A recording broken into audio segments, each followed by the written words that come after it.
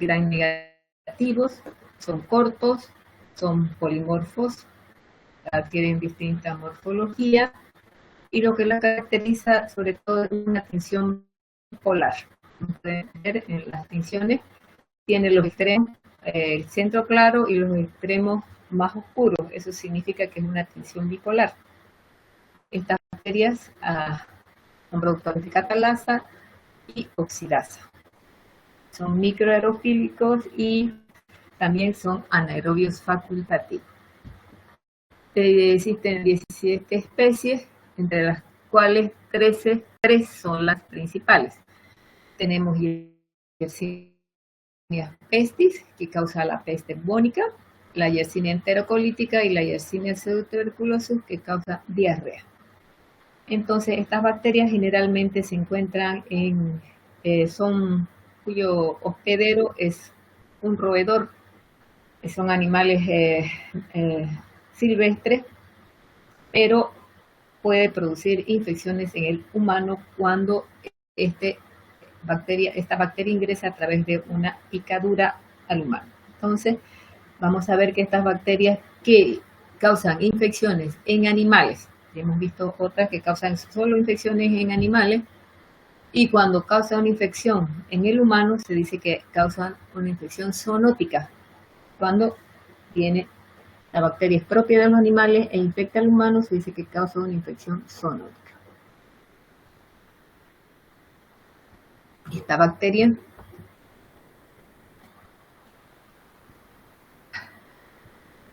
generalmente pertenece al género de la familia Yersineaceae, en las cuales los animales más propensos son los roedores silvestres, y la más destacada en este es la peste.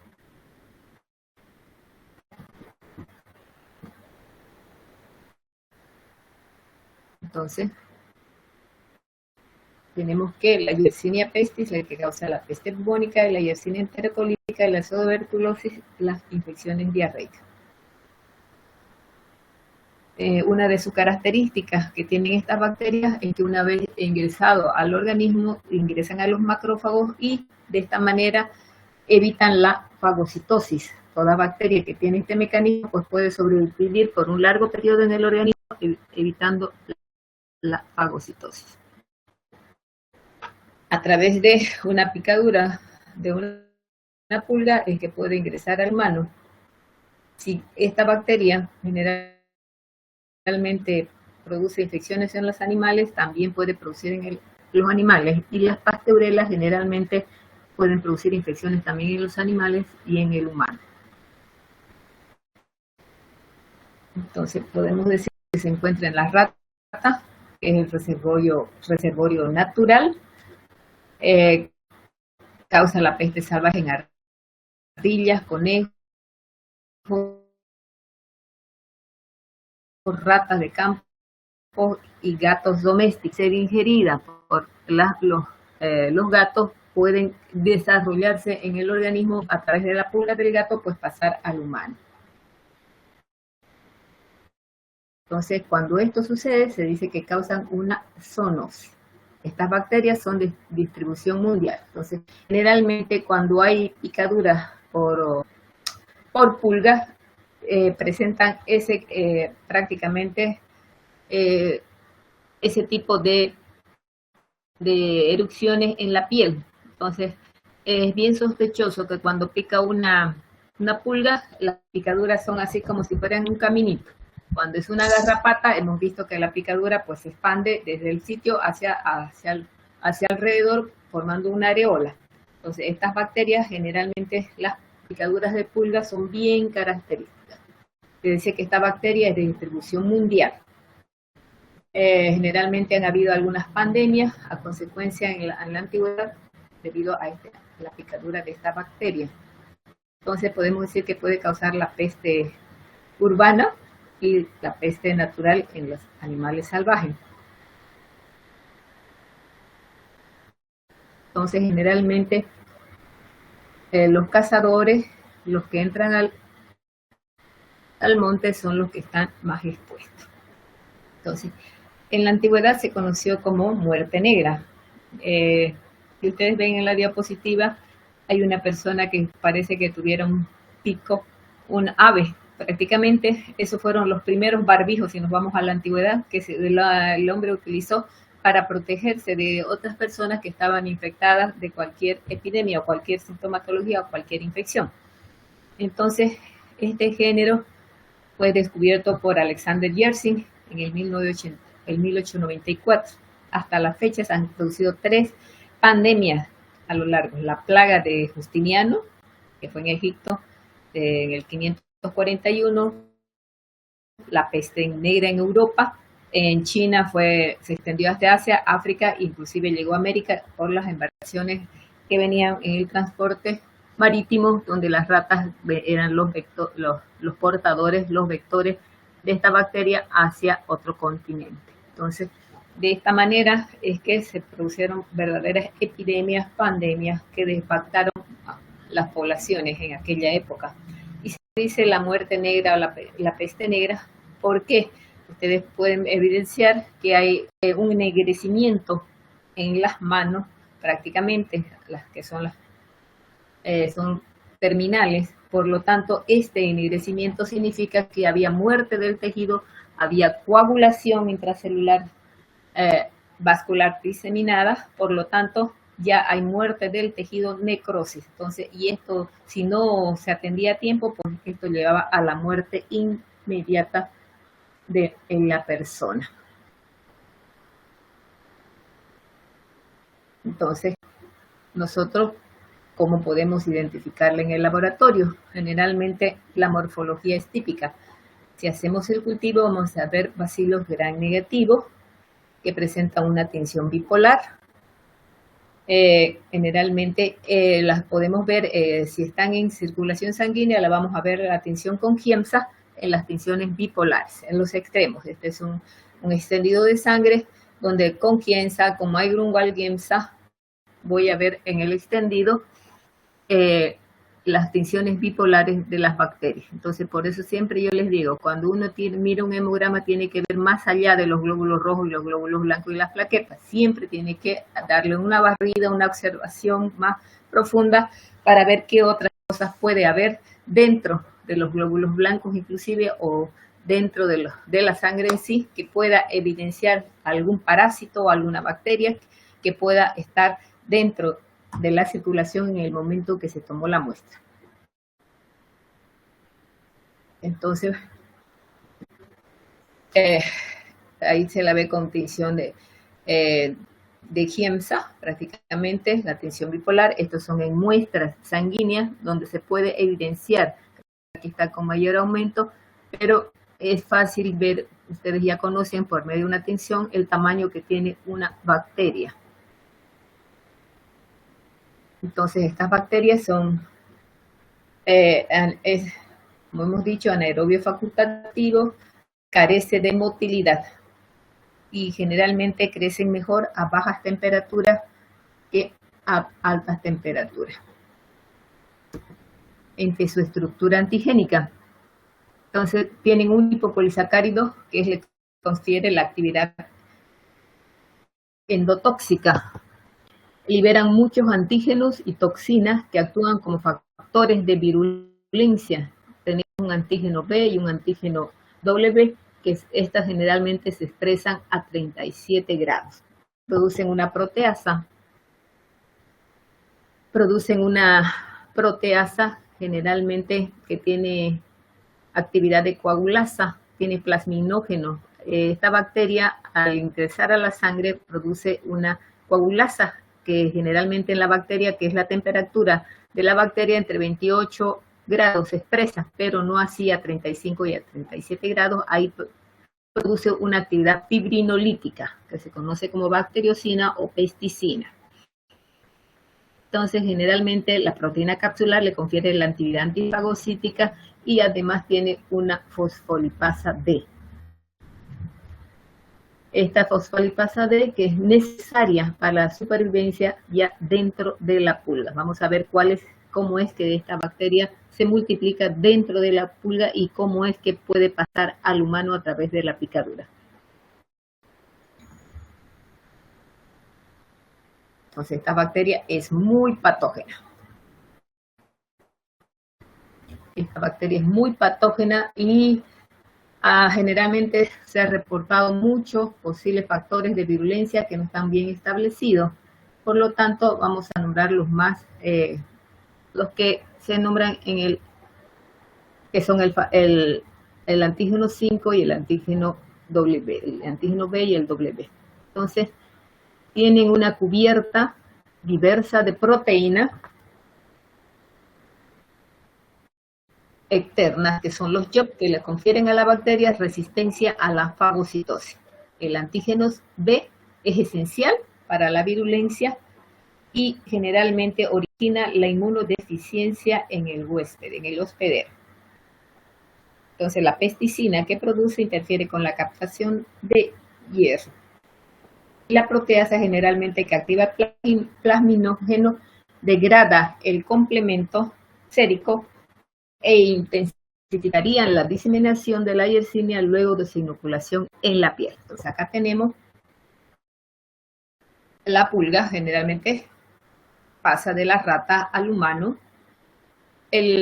Cuando la bacteria está en el intestino, o sea, de la pulga, ha sido ingerida en el roedor, por ejemplo, las bacterias se multiplican formando agregados en el intestino de la pulga. Entonces, estos agregados que produce la bacteria hace que la pulga bloquee la entrada de alimento. Entonces, ya no hay ingreso de alimento. Entonces, al estar bloqueado por las proteasas que producen estas pulgas, generalmente, al estar bloqueado, no puede ingerir alimentos. Entonces, esta pulga está ávida, está desesperada por ingerir alimentos, por lo tanto, necesita sí o sí sacar las bacterias que están bloqueando su proventrículo y de esta manera picar, ya sea de otro animal o otro roedor o en el humano, va a regurgitar todas las bacterias que tenía agregadas y de esta manera directamente la va a introducir en la piel del individuo o del animal que haya picado. Entonces, tiene que alimentarse de esta manera. La Yersinia va a romper su proventrículo y va a eliminar dentro de la piel todas las bacterias que se han multiplicado en su proventrículo. Entonces, de esta manera, ingresa a la piel, empiezan a multiplicarse y empieza a diseminarse. Los macrófagos, los polimorfos nucleares, como siempre, son los primeros que salen a protegernos. Estas bacterias tienen la propiedad de fagocitarse, o sea, de introducirse en los macrófagos y evadir la respuesta inmunitaria. Entonces, de aquí las bacterias van a llegar a los ganglios linfáticos, que ustedes saben que son los primeros que detienen cualquier infección. Y llegan a los ganglios linfáticos por la corriente sanguínea y al estar en los ganglios linfáticos empiezan a multiplicarse. Entonces, si nuestra barrera inmunológica es capaz de eliminarla en este momento, se resuelve el cuadro. Pero si no es capaz de eliminarla en este momento, las bacterias van a empezar a multiplicarse. Entonces, lo que se conoce como una infección hemorrágica necrosante. Ustedes vieron los dedos que estaban necrosados prácticamente, ya sea de las manos, los pies, es lo mismo. Entonces, estas hemorragias que se producen son las que van a matar el tejido prácticamente y causar las lesiones. Entonces, si estas bacterias pueden inhalarse, o sea, expedirse por medio de la expectoración, pues van a ingresar a los pulmones y van a causar ya una neumónica primaria prácticamente, y que muchas veces ya cuando el paciente llega a detectarse, ya muchas veces es irreversible. Entonces, si llega a diseminarse a través de la corriente sanguínea, puede llegar a cualquier órgano. Ustedes saben que cuando se produce una bacteremia, estas pueden ingresar en cualquier órgano, causando inclusive hasta una meningitis. Entonces, y si se localiza en el corazón, pues van a causar una pericarditis. Pueden causar una septicemia y muerte.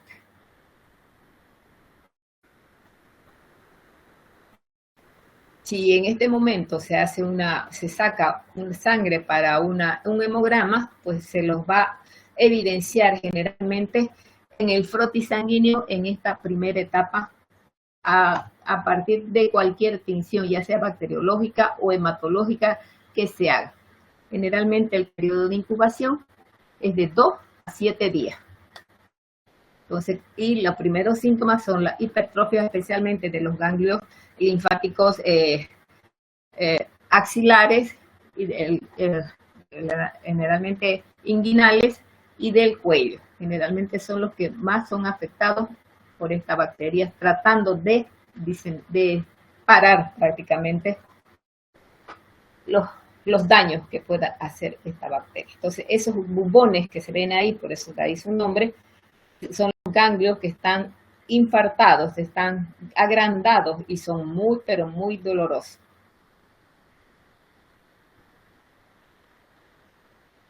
Entonces, esta necrosis que la bacteria hace en los miembros generalmente ya casi es irreversible. Todo tejido muerto generalmente ya no es irreversible. Entonces, en este momento que nosotros tomamos la muestra,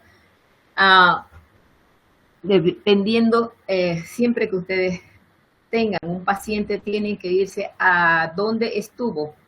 Si es un lugar endémico, hay lugares endémicos en el mundo, por Asia, generalmente, donde ya es endémico, por lo tanto, eventualmente a ver una persona que padece los síntomas, por lo tanto, siempre hay que estar atento a la sintomatología, a lo que yo voy a ver y a lo que el paciente va a expresar. Entonces, la muestra puede ser sangre, material de los ganglios linfáticos, puede ser esputo, puede ser líquido cefalorraquídeo, dependiendo la sintomatología que tiene el paciente. Generalmente cuando hay este tipo de afecciones o infecciones o enfermedades, el médico siempre hace un policultiva. O sea, policultivar significa que va a pedir un cultivo de sangre, un cultivo de heces, un cultivo de cefalorraquídeo, puede pedir un cultivo de orina, para más o menos capturar a la bacteria en cualquiera de las muestras, dependiendo de por dónde esté la muestra, o sea, la bacteria, perdón. Entonces, inmediatamente se puede hacer una tinción hematológica en las primeras semanas, generalmente para ver las bacterias circulantes, que vamos a ver la teñida con la tinción hematológica que ustedes tengan en el laboratorio, o se pueden hacer pruebas de inmunofluorescencia utilizando ya antígenos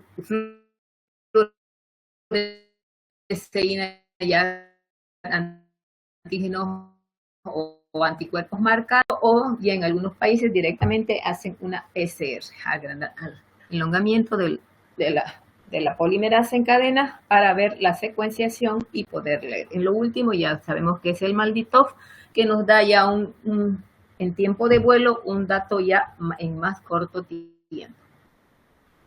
Generalmente el cultivo se puede hacer en agar sangre ya suplementado, y hacer las pruebas pertinentes. Estas bacterias son muy pequeñitas, son colonias muy pequeñas, generalmente se lo tiene que dejar más de 48 horas, se lo siembra en agar sangre, en agar chocolate, maconque y BHI para enriquecimiento. Estas bacterias, si la vemos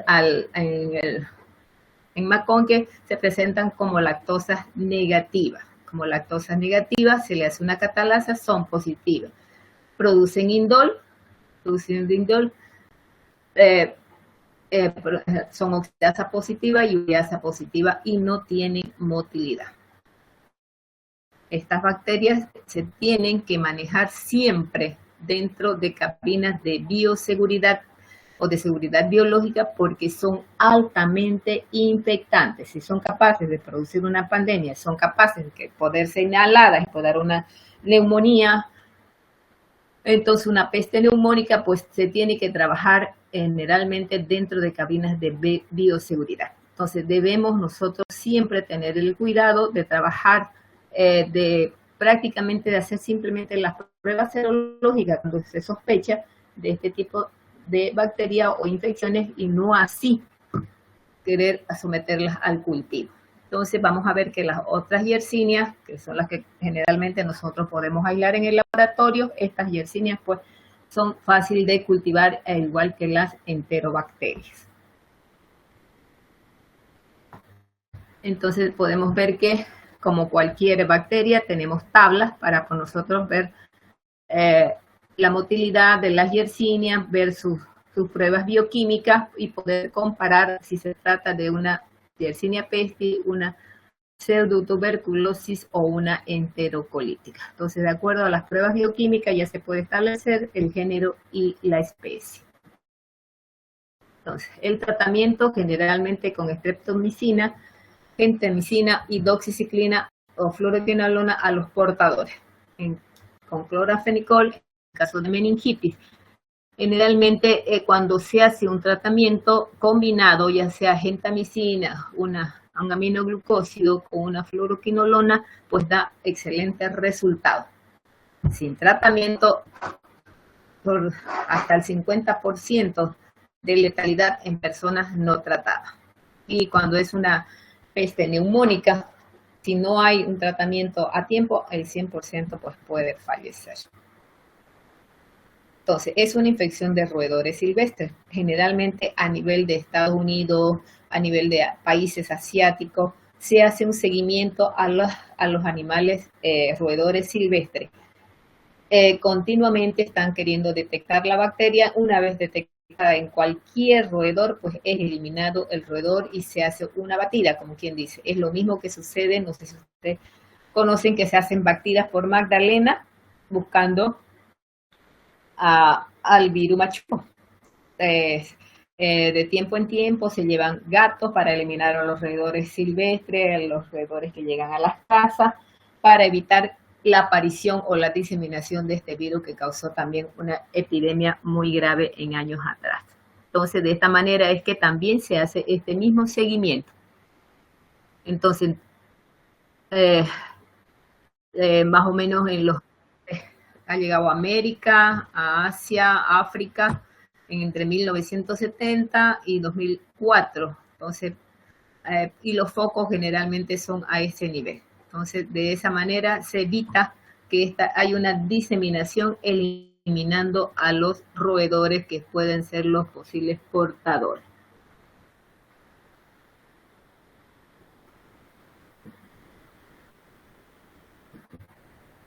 Entonces, la vigilancia de los animales es continua en estos países donde haya habido algún brote, algún foco o alguna vez se ha presentado.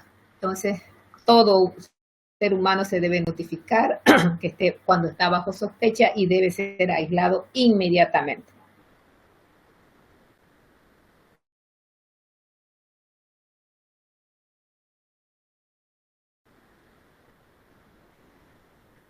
Porque de producirse una epidemia, una pandemia, esto sería realmente desastroso. Por lo tanto, la vigilancia siempre existe en todos los países. El CDC siempre está a la vanguardia de cualquier notificación para que puede causar también una pandemia.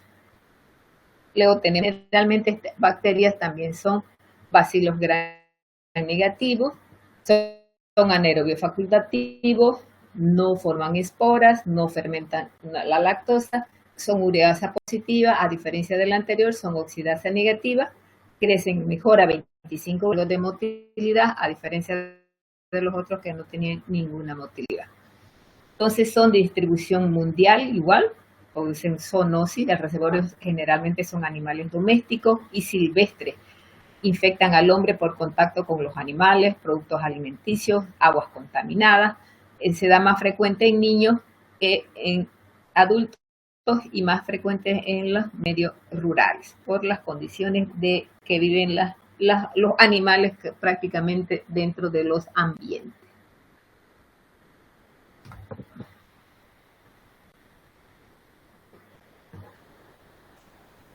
Entonces se encuentra en el intestino de los roedores, las ovejas, los ganados bovinos, los cerdos, gatos, la pseudotuberculosis también en los roedores, animales salvajes y aves de caza. Existen más de 50 serotipos y que atacan al humano solamente los serotipos O3, O8 y O9 de Yersinia pseudotuberculosis y el serotipo de Yersinia enterocolítica y el 01 de pseudotuberculosis. Entonces, al ingresar a través de los alimentos, vamos a ver que, al igual que las anteriores bacterias que hemos visto, se depositan sobre las microvellosidades, interfiriendo, eliminando las microvellosidades, causando lesiones a ese nivel y también interfiriendo con la eliminación de electrolitos y abundante líquido, produciendo diarrea, al igual que hemos visto las anteriores.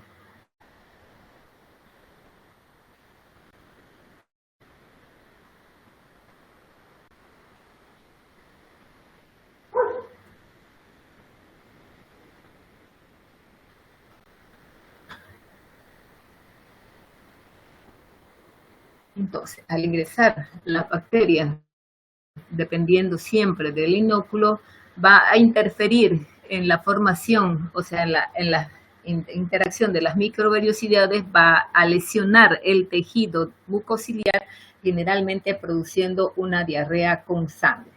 Entonces, el inóculo generalmente es entre 10 a la octava y a la novena para producir una infección diarreica. El periodo de incubación generalmente es de 4 a 7 días, adhiriéndose a la mucosa intestinal, produciendo una inflamación a este nivel. Hay una ulceración, por eso es que las heces se ven con sangre y moco. Entonces, y cuando esto sucede, vamos a ver leucocitos en las heces.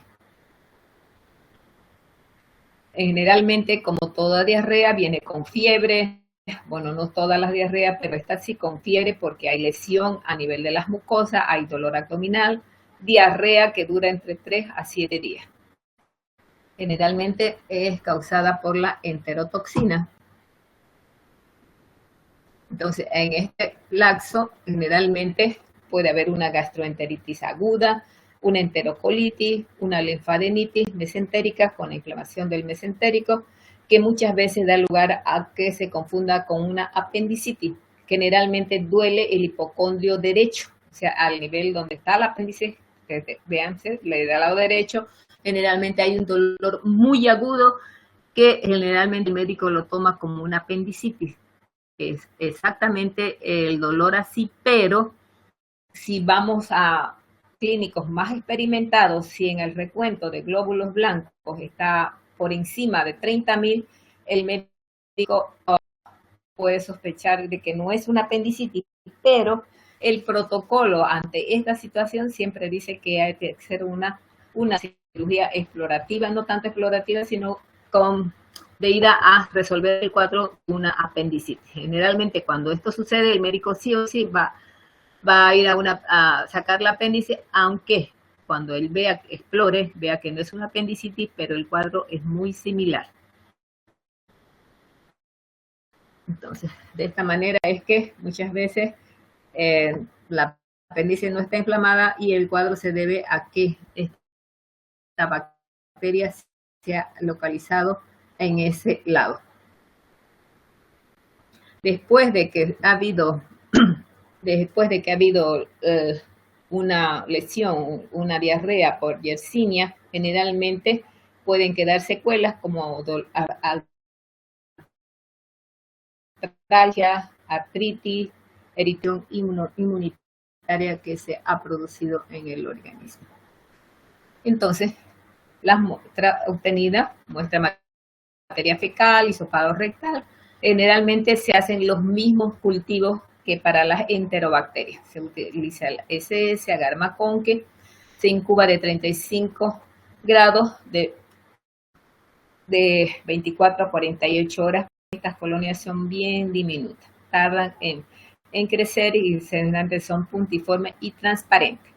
Como son puntiformes, transparentes, generalmente nunca se las ubica en laboratorio porque un coprocultivo Generalmente es de 24 horas, solamente vemos las lactosas positivas, lactosas negativas que puedan estar creciendo para poder identificar. O sea, independientemente de las bacterias, o sea, lo que vamos a identificar siempre es lactosas positivas o lactosas negativas.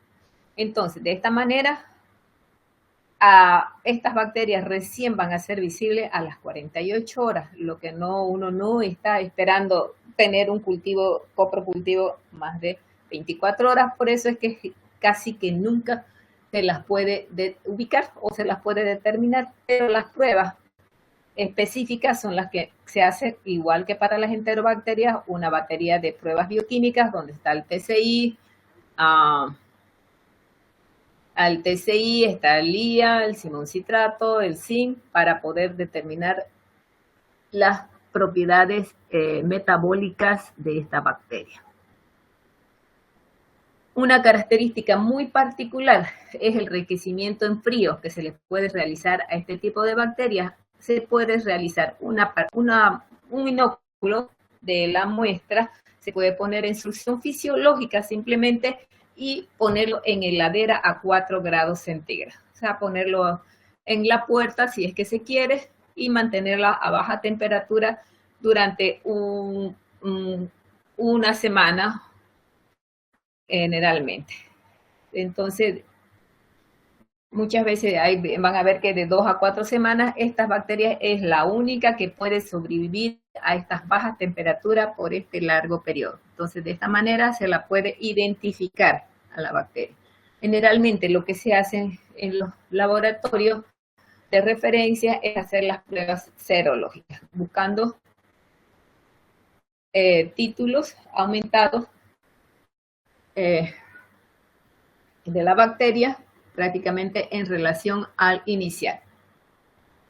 Entonces, siempre que se hace una prueba serológica, se buscan los títulos que son específicos para ustedes saben, para cada bacteria tenemos títulos específicos de anticuerpos que nos van a relacionar con la bacteria que ha dado lugar a la formación de dicho anticuerpo. Si se buscan títulos en una primera instancia, no tienen por qué haber títulos contra Yersinia porque no estamos acostumbrados ni siquiera a tener contacto con esta bacteria, por lo tanto, los anticuerpos que puedan ser identificados, sí o sí, pertenecen a la bacteria y hay que dar tratamiento.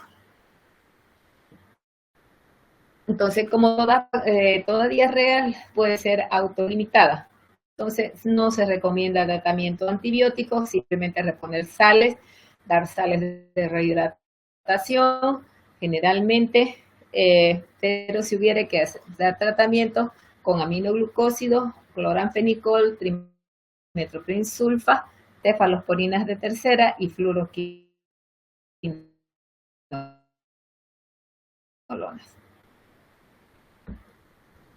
La prevención generalmente evitar eso para todo y siempre. Tener buena higiene personal, preparar los alimentos en buenas condiciones, lavado de manos siempre es fundamental. La buena higiene nosotros podemos recomendar a todos nuestros familiares, a todo nuestro entorno, a toda la persona que va a visitar su farmacia, siempre recomendar la buena higiene personal es primordial. Solamente con decir ustedes, lávese las manos las veces que sea necesaria, pues ya han hecho una gran labor de prevención para cualquier tipo de infección que pueda ser transmitida a través de las manos.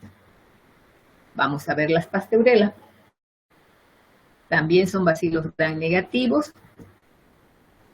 no tienen motilidad, son anaerobios facultativos, tienen oxidasa y catalasa positiva, indol positivo, crecen bien en los medios ordinarios a 37 grados. Entonces, cuando nos referimos a medios ordinarios, pues nos referimos siempre a agar sangre, agar maconque, BHI, que son los medios específicos que nosotros utilizamos en el laboratorio. Entonces, generalmente esta bacteria se encuentra en el aparato respiratorio y gastrointestinal de muchos animales domésticos y silvestres.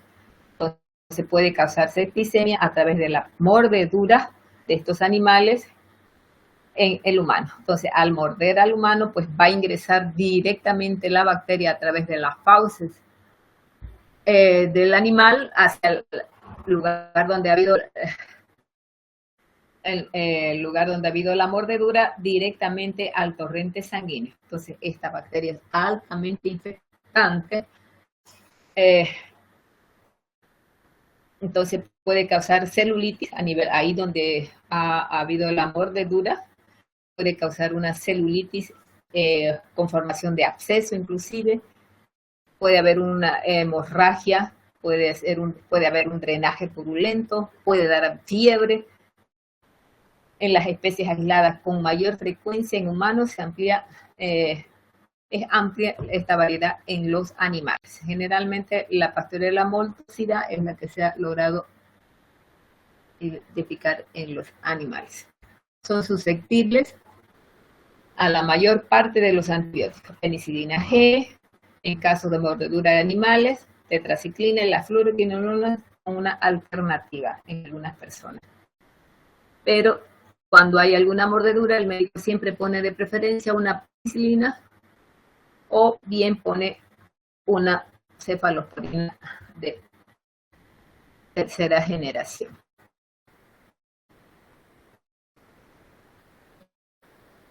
Tenemos otras pasteurelas, que es la hemolítica, que generalmente se encuentra en la vía respiratoria de algunos animales, causa una neumonía episótica en el ganado bovino y ovejas, cólera aviar en pollos y pavos, poco común en los humanos. Tenemos la neumotrópica, que se encuentra en el intestino de ratones y ratas, causa neumonía y septicemia en los animales cuando el equilibrio huésped-parásito se altera.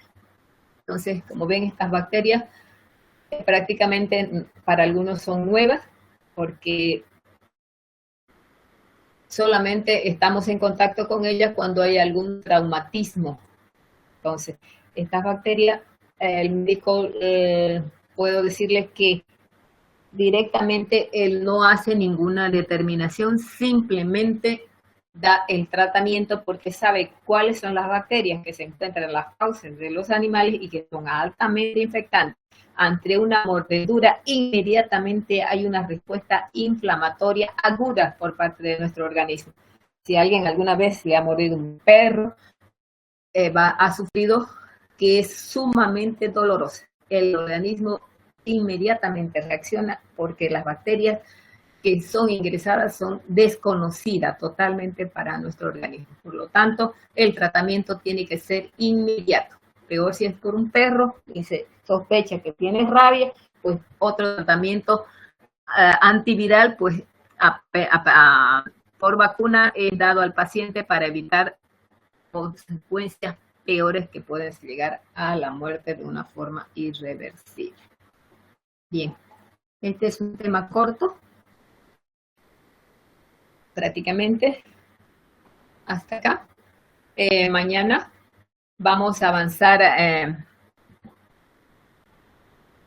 Mañana vamos a avanzar prácticamente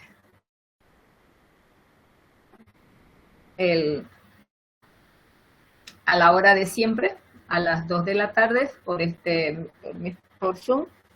Y ahí mañana hablamos de cómo vamos a querer avanzar el otro tema que nos falta. Si lo hacemos, quedamos que lo íbamos a hacer en esta semana, nos ponemos de acuerdo mañana, me dan ustedes el día, la hora, para que avancemos el otro tema y no nos estemos amontonando en la última hora. ¿Ya?